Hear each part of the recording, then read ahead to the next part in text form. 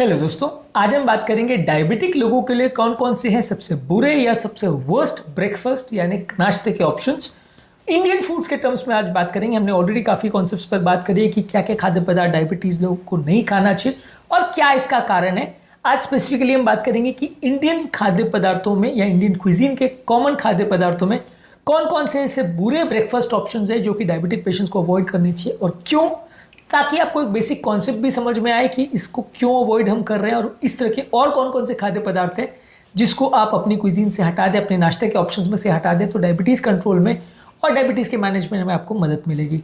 आज का टॉपिक है worst breakfast options in Indian foods for diabetic patients. Topic पर जाने से पहले जो लोग हमारे चैनल पर नए हैं मैं रिक्वेस्ट करूँगा कि चैनल को सब्सक्राइब करें, वीडियोस को लाइक करें, शेयर करें, फॉलो करें, कमेंट करें, पूरा देखें। हमें चैनल को कंटिन्यू करने के लिए इसके लिए मोटिवेशन मिलती है। ये एक एक्सक्लूसिव टॉपिक है, शायद ही आपको किसी और चैनल पर मिले, इसलिए इसे अंत तक देखिएगा। चलिए शुरू करते हैं इंपॉर्टेंट वीडियो।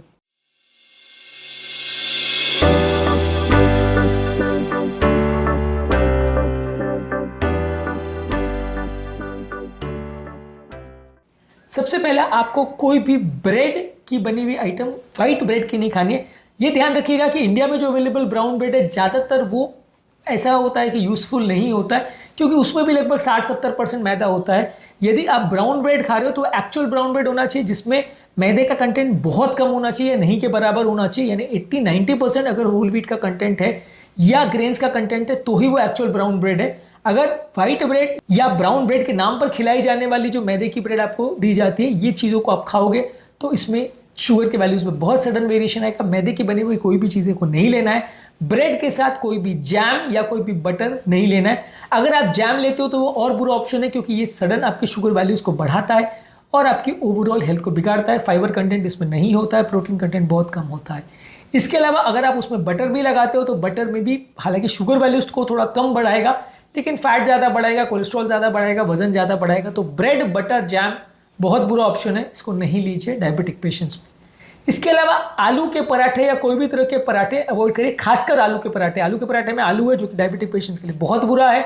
इसके अलावा आप अगर कोई और सब्जी वाला पराठा भी लेते हैं तो पराठा अपने आप में बहुत हाई कैलोरी प्रोडक्ट होता है, बहुत ज़्यादा मात्रा में इसमें ऑयल लगता है, क्योंकि ज़्यादातर क्विजीन्स में पराठों को बहुत ज़्यादा ऑयल में बनाया जाता है। बहुत कम केसेस में घरों पर ही आपने खासकर देखा होगा कि शायद थोड़ा कम तेल में इसको बनाया जा सकता है। लेकिन ज़्यादातर खासकर आप अगर होटल में खाते हो या मे भी पंजाबी फैमिलीज़ या राजस्थानी फैमिलीज़ जहाँ पर बहुत ज़्यादा ऑयल यूज़ करने का काफ़ी कॉमन ट्रेंड होता है, इवन गुजरात में भी ये ट्रेंड है, तो आप मान के चलिए कि पराठा रेगुलर से डबल ट्रिपल कैलोरीज लेके जाएगा। कई बार जो सिंपल पराठा में आप एक्सपेक्ट करते हो कि 100-125 कैलोरी होगा, अगर ज़्यादा मोटे, ज़्यादा आलू के या ज़्यादा तेल में बने हुए पराठे होंगे तो वो 400-500 कैलोरीज भी हो सकता है। और काफ़ी कॉमन है कि लोग 2 से 3 पराठे एक बार में खा लेते हैं तो 1000-1200 कैलोरी हो जाता है। वजन आपका बढ़ाएगा, ब्लड शुगर कंट्रोल आपका बिगाड़ेगा, खासकर अगर वो आलू का पराठा है तो आलू का पराठा भले आप दही के साथ भी खा रहे हो या अचार के साथ भी खा रहे हो, ये एक बुरा ब्रेकफास्ट ऑप्शन है। ज़्यादातर लोग को, खासकर डायबिटिक्स लोग को नहीं खाना चाहिए। अगला इंपॉर्टेंट ऑप्शन है पूरी सब्जी। पूरी सब्जी भी अपने आप में बहुत ज़्यादा बुरा ऑप्शन है, क्योंकि इसमें पूरा तेल में बनाई जाने वाली चीज़ें, इसमें रिफाइंड कार्बोहाइड्रेट्स बहुत ज़्यादा होते हैं।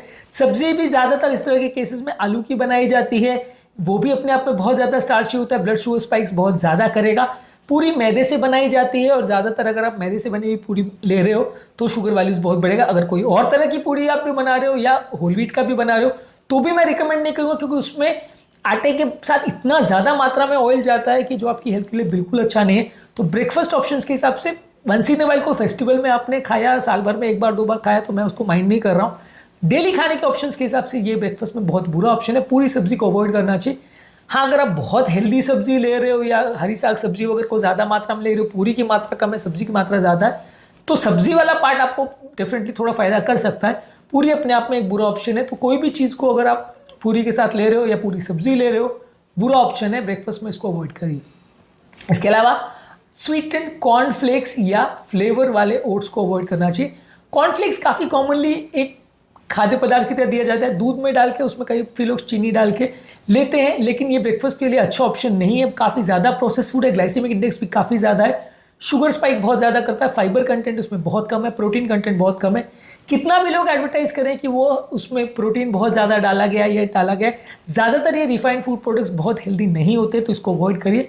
फ्लेवर्ड ओट्स में भी चक्कर ये है कि जो नेचुरल या रोल्ड या स्टील कट ओट्स होते हैं वो ज़्यादा हेल्दी होते हैं, जो मसाला ओट्स या इस तरह के होते हैं वो उतना शुगर स्पाइक तो नहीं करते जितने बाकी नाश्ते करते हैं। ऐसा हमने भी अपने सीजीएम की वीडियोस में डॉक्यूमेंट किया है कि मसाला ओट्स खाने के बाद उतना शुगर स्पाइक नहीं होता, लेकिन फिर भी ये जो कॉमनली पैकेज करे हुए ओट्स होते हैं वो उतने हेल्दी नहीं होते और इसमें प्रोसेसिंग के दौरान केमिकल्स डलते हैं जो कि हेल्दी नहीं होते हैं, अलग अलग तरह के फ्लेवर्स डाले जाते हैं जो कि हेल्दी नहीं होते हैं, स्पाइसी बनाया जाता है जो कि हेल्दी नहीं होता है। तो ये भी अच्छा ऑप्शन नहीं है। रेगुलर ओट्स या स्टील कट ओट्स जिसकी बात की जाती है वो हेल्दियर फूड ऑप्शन माना जाता है, उसके ज़्यादा फाइबर कंटेंट होता है, ज़्यादा बेनिफिशियल है। मसाला ओट्स या जो पैकेट में बने हुए ओट्स आपको आते हैं जिसको डायरेक्टली आप गर्म करके खा सकते हो, वो बहुत ज़्यादा अनहेल्दी नहीं है। जितना आपका पूरी सब्जी आलू का पराठा है उतना अनहेल्दी नहीं है, लेकिन एटलीस्ट वो भी उतना हेल्दी भी नहीं है जितना कि स्टील कट ओट्स होते हैं। और ये जानना और समझना जरूरी है कि ये स्टील कट्स ओट्स या रोल्ड ओट्स या नेचुरल ओट्स उतने टेस्टी नहीं होते हैं, तो इसको आपको खाना अगर है, आपका टेस्ट है, फ्लेवर है तो ही आप खा सकते हो, अदरवाइज इस तरह की चीज़ों को खाना उतना अच्छा नहीं है।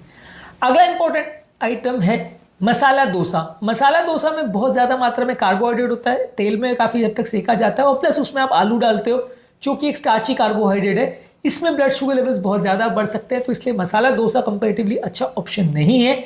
और अगर आप उसको शुगर डले हुए कोकोनट की चटनी या नारियल के चटनी के साथ ले रहे हो तो और भी बुरा ऑप्शन है कि उसमें भी थोड़ा शुगर जाता है, नारियल है, दोनों ही अच्छे ऑप्शंस नहीं है। इसके कंपैरिजन में इडली थोड़ा फिर भी बेटर ऑप्शन है, लेकिन इडली में भी चावल होता है तो वो भी बहुत अच्छा ऑप्शन तो नहीं कहूँगा। मेरे ख्याल से तो साउथ इंडियन की ये तीनों फूड ऑप्शंस जो हैं, यानी कि वड़ा, इडली और डोसा, तीनों ही बहुत अच्छे ऑप्शंस नहीं है। ये तीनों ही वजन बढ़ाने का बहुत इंपॉर्टेंट रोल इनका हो सकता है। ये तीनों ही डायबिटिक पेशेंट्स के लिए अच्छे नहीं हैं क्योंकि ज़्यादातर राइस से बनाए जाते हैं और क्योंकि इसमें ज़्यादातर जो भी स्टफ़ होता है वो बहुत ज़्यादा शुगर बढ़ा सकता है, बहुत ज़्यादा इसमें आलू का भी प्रयोग होता है। ये सारी चीज़ें अनहेल्दी फूड ऑप्शन है, कभी कभार टेस्ट के लिए ले सकते हो पर रेगुलर बेस पे इनको खाना डायबिटिक पेशेंट्स के लिए अच्छा नहीं है। अगला इंपॉर्टेंट ऑप्शन है पाव भाजी। पाव भाजी डेफिनेटली, पाव तो ब्रेड ही है, मैदे से बनता है, बिल्कुल भी अच्छा ऑप्शन नहीं है। ब्रेड या पाव से बनी हुई कोई भी चीज़ अच्छी नहीं है। भाजी के साथ भी प्रॉब्लम ये है कि भाजी में इतना ज़्यादा बटर डाला जाता है क्योंकि इंडियंस में एक टेंडेंसी बन गई है कि पाव भाजी बिना बटर के लोगों को अच्छी नहीं लगती है, तो बटर इतना ज़्यादा डाला जाता है। कई लोग तो सब्जी कम और बटर ज़्यादा दिखाते हैं। कई आप स्ट्रीट फूड पर हमारे वीडियोस हैं जिसमें हमने कमेंट्रीज की है, वो भी आप देख सकते हो। उसमें इतना उन्होंने बटर डाला हुआ है कि आप देख के घबरा जाओगे कि इसको कौन खाने वाला है, तो हार्ट अटैक को बुलावा देने वाली चीज़ है। तो पाव भाजी भी एक अच्छा ऑप्शन नहीं है। अगर आप बहुत ज़्यादा मात्रा में भाजी खाते हो और बहुत कम बटर में बनाया तो फिर भी एक भाजी वाला पार्ट उसका उतना बुरा नहीं मानूंगा मैं।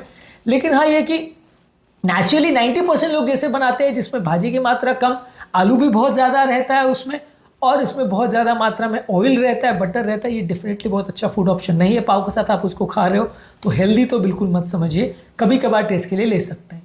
अगला इंपॉर्टेंट ऑप्शन है कोई भी सीरा या सूजी का हलवा कई लोग लेते हैं। ये सेमोलिना यानी सूजी से बनाया जाता है, इसमें बहुत ज़्यादा घी होता है, बहुत हाई कार्बोहाइड्रेट्स होता है, बहुत ज़्यादा शुगर होता है।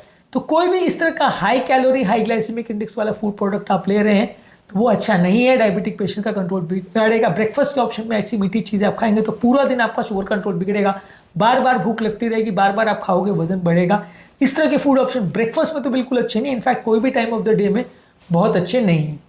अगला इंपॉर्टेंट ब्रेकफास्ट ऑप्शन है, बहुत सारे लोग पसंद करते हैं, छोले भटूरे। छोले भटूरे को लोग को लगता है कि यार इसमें इतने छोले हैं, अच्छा ही होगा, छोले का तो कुछ फ़ायदा मिलेगा।